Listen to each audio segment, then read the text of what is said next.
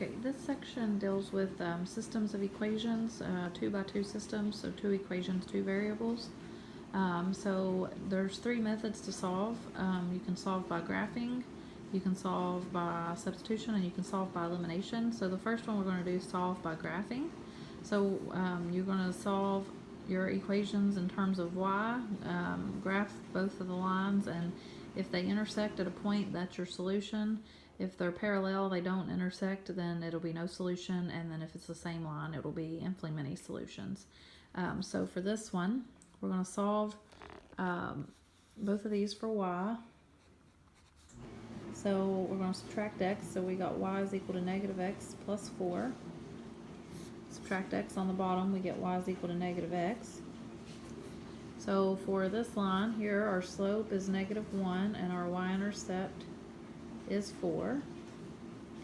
And for this one, our slope is negative 1, and our y-intercept is 0. So they have the same slope but different y-intercepts, so they're going to be parallel lines. So you can go ahead and say that this is going to be no solution because the lines are not going to intersect. And you'll see that if you draw a graph.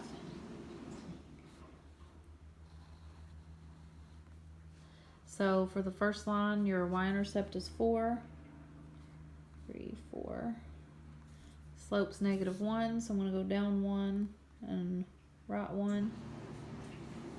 And then I'll draw a line. Oops, I missed.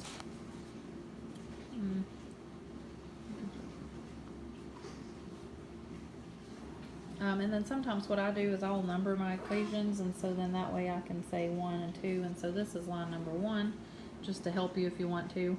And then my second line, my y-intercept is 0. My slope is still negative 1, so I go down 1, right 1. So the lines should be parallel. I never look parallel, but they're supposed to be parallel. So this would be no solution, which is also called inconsistent. So if they're parallel, then it's just no solution. For this next one, I did change the problem, so solve both of these for y again, so you can graph easier. You could also graph using intercepts. If you wanted to find x and y intercept, you can. You can graph however you want to. I always just get it in slope-intercept form and graph. So subtract 4x, so I get y is equal to negative 4x plus 9. Add 3x on the bottom, so y is equal to 3x plus 2. Again, if you want to number, so you can number when you graph, just to help you out. So for my first line, my slope's negative 4, y-intercept is 9.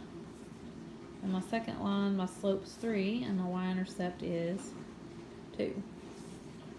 So these have different slopes, different y-intercepts here, so they should cross at a point. So if I draw my graph, I kind of made it big since my y-intercept's 9, so that I've got enough room here. So I've got 1, 2, 3, 4, 5, 6, 7, 8, 9. So there's my y-intercept at 9. And my slope's negative 4, so I'm going to go down 4, 1, 2, 3, 4, and over 1, 2, over 1, sorry, slope's negative 4, over 1, over 1. So that puts you at the point 1 and then 5.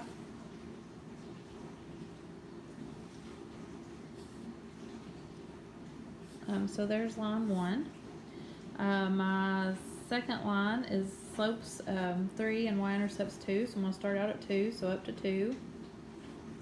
And my slope's 3, so I'm going to go up 3 and over 1, so that puts me at that same point, 1, 5.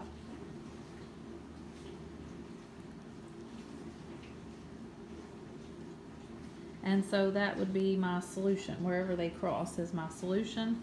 So our answer here is 1, 5, and you can check it. If you plug in 1 and for x and 5 for y, it will work. So 4 times 1 is 4 plus 5 is 9. That works. Negative 3 times 1 is negative 3, plus 5 is positive 2. So you can always check these, so that one does work. And for this last one here, if I solve both of my equations for y again, so I'm going to subtract x on the first one, so I've got y is equal to negative x minus 3. And for the bottom one, I'm going to subtract 4x, so I've got 4y is equal to negative 4x minus 12. And then I have to divide by 4 on the second one. Okay. Negative 4 divided by 4 is negative x. Negative 12 divided by 4 is negative 3. So you can see here, these are the same line. Okay. If they are the same line, then that means you have infinitely many solutions. They are called dependent because it depends on what you pick for x. You can put anything in for x, and as long as you use the y value where y is equal to negative x minus 3, you'll have a solution. You could have solved in terms of x, and anything you pick for y, as long as you use that x, then you'll have a solution. So just to draw a graph, since it said to do it by graphing, can't draw very straight today. For both of these lines, my slope is negative 1, and y-intercept is negative 3.